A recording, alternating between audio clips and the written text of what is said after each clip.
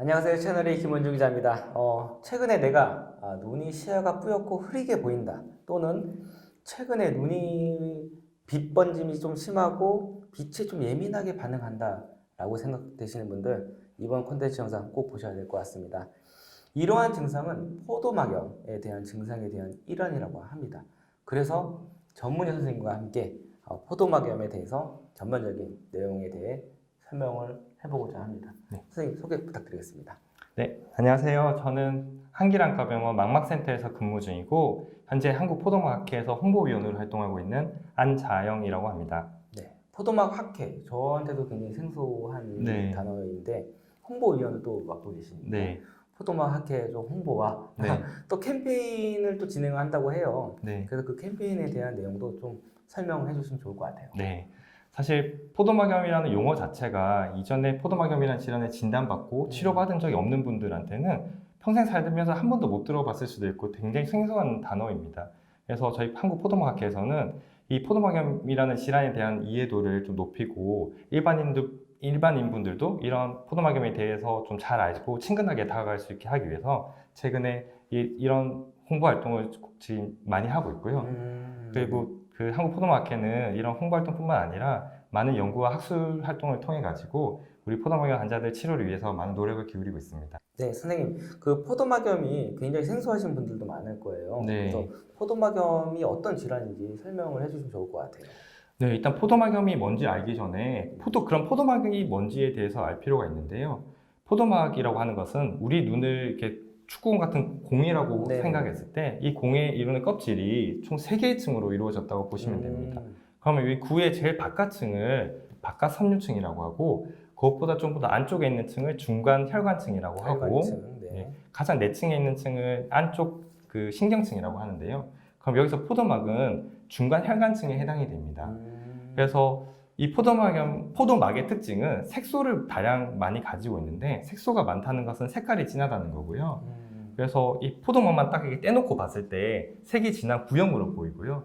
이게 마치 우리 포도도 보면 색깔이 되게 진한 색깔로 그렇죠. 보이잖아요. 알맹이가 이제 그 바깥 껍질이. 껍질이 네. 그래서 마치 이 포도막이 포도의 껍질처럼 닮았다고 해서 그래서 포도막으로 이름이 붙여졌습니다. 네네. 그래서 이 포도막은 크게 3개의 조직으로 이루어져 있는데 앞쪽에 홍채, 중간 쪽에 선모채, 그리고 뒤쪽에 맥락막으로 이루어져 있습니다. 그러면 포도막염이라고 하는 것은 이 홍채, 선모채, 맥락막에 발생하는 염증을 말하게 되는데요. 이 포도막 조직은 혈관이 많다 보니까 네네. 이 포도막에 염증이 발생했을 때 주변 조직으로 염증이 대부분 다 전파되거나 주변 조직에서 염증을 일으키는 경우가 많고요. 그래서 최근에는 우리 포도막염이라는 용어를 이 포도막뿐만 아니라 안구 내에 발생하는 모든 염증을 통칭해서 말하는 용어로 보통은 지금은 사용되고 있습니다. 그럼 주요 증상이 어떻게 발현이 돼서 내가 네. 그 증상이 좀 있나? 의심을 해봐야 될까요? 일단은 포도막염에 대한 증상으로는 그 포도막이 어느 부위에 발생했는지 또 얼마나 심한지에 따라서 증상이 다양하게 나타나게 되는데요. 이 해부학적으로 포도막염은 그 앞쪽에서 생기면 앞포도막염, 그리고 중간, 뒤포도막염으로 나뉘게 되고 이 앞, 중간, 뒤가 다 같이 나타나는 전체 포도막염이 있습니다. 네네네. 그래서 앞포도막염의 경우에는 대표적인 증상이 충혈, 네, 시력 저하, 그리고 눈부심, 통증 등이 발생을 할 수가 있고요. 중간 포도막염의 경우에는 눈앞에 물체가 왔다 갔다 보인다거나 비문증처럼? 네, 맞습니다. 물체가 왔다 갔다 보이거나 날파리처럼 보이는 우리 날파증이라고도 하고 비문증이라고도 하는데요. 그 중간 포도막염에는 비문증 증상이 나타나기도 하는데 경우에 따라서는 전혀 아무런 증상이 없는 경우도 있습니다. 그리고 뒤포도막염의 경우에는 대개는 시력 저하가 있는 경우가 많은데 뒤포도막염의 경우에도 일부 환자에 있어서는 증상이 없이 우연히 발견되는 경우가 있습니다. 안과를 갔는데 건강검진을 하다가도 발견됐을 거예요? 그렇죠. 네. 안과 진료를 보고 나서 우연히 발견되는 분도 있는데 대개는 앞서 말씀드린 그런 증상들이 가지고 내원하셔서 검사를 해서 진단받는 분이 많이 있습니다. 그리고 이게 결막염이랑 굉장히 증상이 비슷하다라고 해요. 이 결막염과 이제 좀 차이점이 있다면 어떤 게 있을까요? 결막이라고 하는 것은 아까 제가 처음 서두에서 말씀드린 것 중에 바깥 섬유층을 제일 바깥에를 우리가 공막이라고 하는데요. 공막은 우리가 눈을 이렇게 앞에서 바라보면 하얀색으로 보이는 부분. 망막 아닌가요? 겉에서 봤을 때 보이는 건 곡막이라고 하고요. 망막이라고. 네, 망막은 겉에서는 보이지 않고 눈 안쪽 내층을 그렇구나. 말합니다. 네네. 네. 그래서 우리 흰색으로 보이는 그 곡막에도 그 곡막 앞쪽으로 얇고 투명한 막이 하나가 더 덮여 있는데 그거를 결막이라고 하고요. 아, 그래서 결막염이라는 거는 눈의 제일 표면에서 발생하는 염증을 말하고 그렇죠. 포도막염이랑 다른 포도막염은 좀 더 안구 내층에서 발생하는 염증이라 좀 차이가 있다고 보면 되겠습니다. 일반인은 구별을 잘 못하겠네요. 그렇죠. 아. 그래서 특히나 증상 자체도 이 결막염의 증상도 충혈이 되고 그 그렇죠. 통증이 생기고 이게 눈부심이 발생을 하는데 앞서 말씀드린 포도막염에서 포도막염이랑 되게 비슷한 증상으로 나타나게 돼가지고 이 증상만 가지고는 이게 포도막염인지 결막염인지 좀 헷갈리는 경우가 많고요. 결막염의 조금 더 특징적인 증상이라고 하면 이물감이 있거나 가려움증이 있거나 눈곱이 있을 때는 좀 결막염을 좀 더 의심할 수 있는 소견이지만 그래도 이 증상만으로는 두 질환을 감별하기가 매우 어려워서 그래서 시청자분들도 이게 이런 증상들이 있을 때는 반드시 안과를 내원해 가지고 우리 안과 선생님이 보셔야지 이게 그 표면에 있는 염증 결막염인지 눈 안쪽에도 염증이 심해져 있는 포도막염인지를 알 수가 있습니다. 그리고 제가 알기로는 이 포도막염이 희귀 질환으로 분류가 되어 있다고 네. 알고 있어요. 그냥 동네 앞에 있는 안과에 네. 가서도 진단이 가능한 건가요? 아, 네. 사실 지금 방금 전에도 말씀드린 그런 증상이 있을 때는 포도막염이라는 거는 조기에 발견을 해서 조기에 진단받고 적절한 치료를 받는 게 굉장히 중요한데요. 그래서 이런 증상이 있을 때는 가급적이면 빠른 시일 내에 근처에 있는 동네 안과를 가셔서 세극등 검사랑 이렇게 눈 동공을 산동을 해서 눈 안쪽에도 염증이 있는지 산동한 안저 검사를 해서 네네네. 포도막염이 있는지 없는지를 확인을 할 수가 있고요. 특히나 경한 포도막염의 경우에는 동네 안과에서도 충분히 치료를 하고 있고요. 지금도 충분히 치료를 할 수 있습니다. 그러니까 가벼운 질환 네. 말씀하시는 거죠 지금? 근데 다만 이게 동네 안과에서 진료를 받는데 디포도막염이 심해서 형광 안저 혈관 조영술이라고 하는 정밀 검사가 필요한 경우나 아니면 포도막염의 원인을 감별하기 위해서 감염성 포도막염에서도 원인이 다양하고 또 다른 전신 질환이 있는지 확인하기 위해서 전신적 검사가 추가적으로 필요할 때는 이 대학병원이나 안과 전문병원에 내원해서 추가적인 정밀 검사를 받아보시는 게 좋습니다. 그럼 제가 진단을 받고 큰 병원을 가가지고 그럼 치료는 어떻게 단기적으로 어떻게 네. 시행이 되는지? 네, 포도막염의 치료에 대해서 말씀드리기 위해서는 포도막염이 어떤 원인에 의해서 생기는지에 따라 치료가 달라져요. 다양하네요, 그것도. 네, 그래서 치료가 다 통일이 돼 있지 않고요. 그래서 포도막염은 크게 발생 원인이 크게 두 가지로 나뉘는데요. 첫 번째가 감염성 포도막염입니다. 감염성. 네. 네네. 말 그대로 우리 감염이라고 하는 거는 세균이라든지 그렇죠. 바이러스, 곰팡이, 그리고 기생충 같은 외부 균들이 우리 눈으로 감염을 일으켜서 만드는 감염성 포도막염인데요. 이거는 그럼 당연히 치료를 이런 균들을 없애기 위한 치료를 해야 될 텐데 그렇죠. 뭐 항생제라든지 항바이러스제, 항진균제 등의 치료를 해서 이런 균들을 없애야지 그 감염성 포도막염의 치료가 될 거고요. 그리고 그 두 번째 포도막염 종류는 비감염성 포도막염입니다. 네네네. 비감염성 포도막염은 자가 면역 질환이나 아니면 종양 아니면 외상 등에 의해서 말 그대로 감염이 아닌 다른 원인에 의해서 생기는 포도막염을 말하는데 여기서도 자가 면역 질환이라고 하면 우리 몸은 이게 외부에서 균이 들어오거나 적이 침입했을 때 그렇죠. 그거를 방어할 수 있는 그렇죠. 면역 시스템이 있습니다. 그런 면역 시스템들이 우리 눈을 적이라고 생각해서 우리 눈을 공격을 하는 거죠. 그렇게 되면 눈에서 이렇게 염증이 발생을 하는 거를 우리가 자가 면역 질환이라고 하는데 그럼 이 자가 면역 질환을 치료하기 위해서는 면역 반응을 조절을 해줘야 됩니다. 면역 억제제. 네, 잘 알고 계십니다. 네. 면역 억제제가 면역을 조절하는 약제 중에 하나인데 사실은 면역을 조절해주는 약제 중에 제일 대표적인 건 스테로이드입니다. 스테로이드. 네, 스테로이드가 면역을 조절해주고 이렇게 염증 반응을 줄여주는 약제인데 그래서 안과에서도 면역 반응을 조절하기 위해서 스테로이드 점안약이나 스테로이드 경구약을 먹어가지고 이런 염증 반응을 조절하는 게 제일 기본적으로 많이 쓰는 치료제인데요.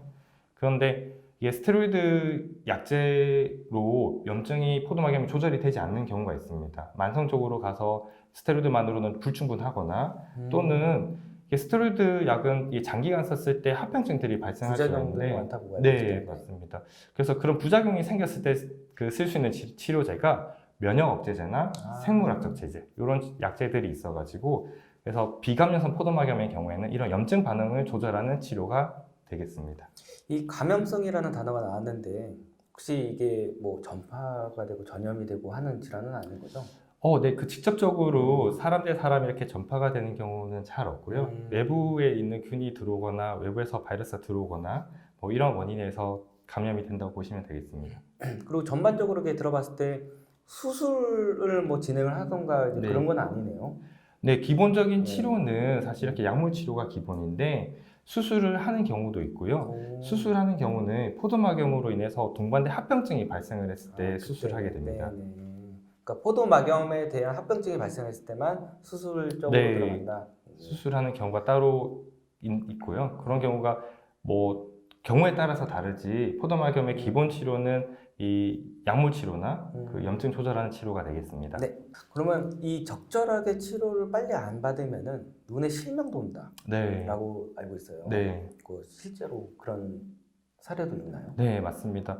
이게 그래서 포도막염이 앞서도 말씀드렸지만 포도막염을 조기에 치료하지 않고 이게 방치했다가 만성적으로 진행되는 경우에는 그 눈에 포도막염 위에 동반된 합병증들이 발생을 할 수가 있는데요. 그런 합병증들이 우리 눈에 영구적인 시력 장애를 일으키게 됩니다. 그래서 가장 좀 흔하게 생기는 합병증 중에 하나가 백내장이 생길 수가 있는데 그 백내장이 생기게 되면 수술적 치료를 해서 그 예방 그 치료가 필요한 경우고요. 네. 그 외에 발생할 수 있는 또 합병증으로는 우리 눈 안에 있는 홍채라고 하는 이 황반? 홍채예요. 홍채? 네, 홍채라고 눈 앞에 보는 이게 그 카메라로 치면 빛의 조리개 역할을 하는 우리 네. 가운데 검은 창이 보이는 그 부분인데 네네. 여기. 네. 그 홍채가 눈 안쪽에 우리 백내장이라고 하는 수정체가 들어있는데 염증이 심해지면 얘네가 둘이 막 들러붙습니다. 그러면 이 홍채는 커졌다가 줄어들었다 하면서 그 빛의 양을 조절해야 되는데 이게 붙어버리면 그 조절 능력이 떨어지게 되고 이걸 홍채 유착이라고 하고 이것도 포도막염에서 동반되는 합병증 중에 하나입니다. 그 외에도 또 시력을 떨어뜨리는 것 중에 하나가 황반이라고 눈 저 안쪽에 우리 망막에서도 제일 중요한 조직이 황반인데요. 네네네. 그 황반부를 부종을 일으킨다든지 또 그 외에도 망막에 점막이라고 염증성 막을 일으켜서 그 시력을 떨어뜨리고 심한 경우에는 실명까지 이르게 만들게 됩니다.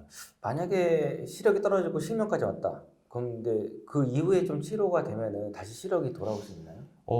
그것도 경우에 따라 다를 수가 있는데요. 앞서 말씀드린 대로 수술적 치료를 할 수 있는 백내장이거나 망막 점막이거나 이런 것들은 수술적 치료를 했을 때 그 위에 호전이 될 수가 있는데 이 포도막염으로 동반돼서 망막이 많이 망가지고 망막 신경층이 손상이 심한 경우에는 그 이후에 망가진 이후에는 치료가 좀 어려운 게 사실입니다.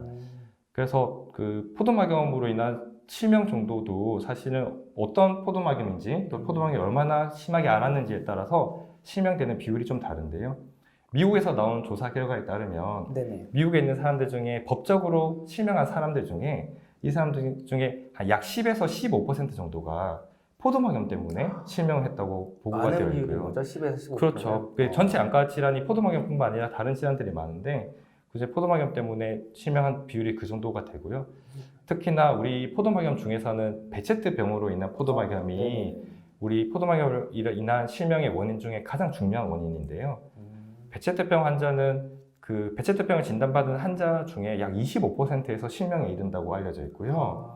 그리고 베체트병을 진단받고 포도막염이 발생을 했는데 이거를 치료를 안 했을 때 5년 안에 대부분 다 실명한다고 알려져 있을 정도로 굉장히 무서운 질환입니다. 근데 사실은 요즘에는 그 저희가 이 베체트병이 많이 무서운 병은 맞지만 최근에는 생물학적 제재나 이런 치료제들이 많이 개발이 되어 있고요. 그래서 최근에 또 예후가 좋아지고 장기적으로 관리를 잘하는 경우가 많은데요. 우리 국내에서도 그 휴미라 주사제라는 그 생물학적 제제가 지금 허가가 받아서 포도막염 치료에 사용되고 있습니다. 유일한. 네, 지금은 유일한 그 생물학적 제제는 휴미라 주사제입니다. 그 포도막염 치료에 있어서는. 그럼 완치라는 개념이 있을까요? 포도막염에 네. 있어서? 사실 포도막염이라는 거는 완치라는 개념은 잘 없다고 보시면 됩니다. 근데 앞서 말씀드린 것 중에 감염성 포도막염의 경우에는 이 감염원을 완전히 해결했을 때 그게 완치라고 할 수가 있을 텐데요. 대부분 감염성 포도막염보다는 비감염성 포도막염이 많고요. 비감염성 포도막염의 경우에는 꾸준히 우리 관리를 하고 염증이 발생하나 발생 안 하나 꾸준히 확인하는 게 굉장히 중요하겠습니다. 마지막 질문인데 네. 이 영상을 보시는 분들이 나도 포도막염 아닌가라고 생각하시는 분들도 네. 있을 것 같아요. 그런 분들에 대해서 조언을 해줄 게 있다면 뭐가 있을까요? 네. 제가 진료 중에도 많이 느낀 거는 포도막염이라는 질환은 진단이 가장 중요한데요. 진단을 하려고 해도 환자분이 오셔서 검사를 받아봐야 됩니다.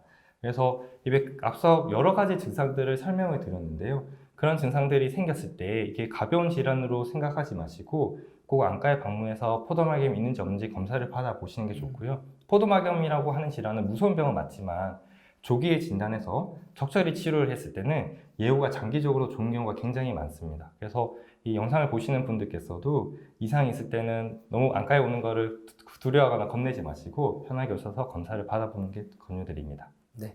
그럼 이거는 뭐 성별이나 뭐 네. 나이 무관하게 올 수 네. 있는 질환인 거죠? 그렇죠. 근데 나이는 대개는 20대에서 60대 사이에 사회활동이 활발한 나이에서 포도막염이 잘 발생한다고 알려져 있고 남녀 차이에 대한 부분은 그 포도막염을 일으키는 질환들이 되게 다양하거든요. 그 질환마다 남녀 차이의 비율은 좀 다르긴 합니다. 아, 그렇군요. 네. 여러분들 이게 오늘 보시다가 눈에 조금 뭔가 이상하다 그러면 안과 가셔서 정확한 진단을 받고 또 이게 한길안과 오늘 오셨는데 인천에 계신 분들 한길안과 좀 많이 찾아요. 뭐 감사합니다. PPL 네. 아닙니다. 네. 가시면 아마 친절하게 채널에 보고 오셨다 그러면은 아마 네. 좀 자세하게 또 보시지 않을까. 최선을 다해서 꼼꼼히 보도록 하겠습니다. 네. 네. 저희 채널 시그니처 인사가 있어요. 아, 그래요? 네. 모르시죠? 네. 다들 모르고 계시죠? 학습이 좀 덜 되는 것 같습니다. 제가 하나 둘 하면 건강하세요 한 번만 해주세요. 아, 네. 자, 하나 둘 건강하세요.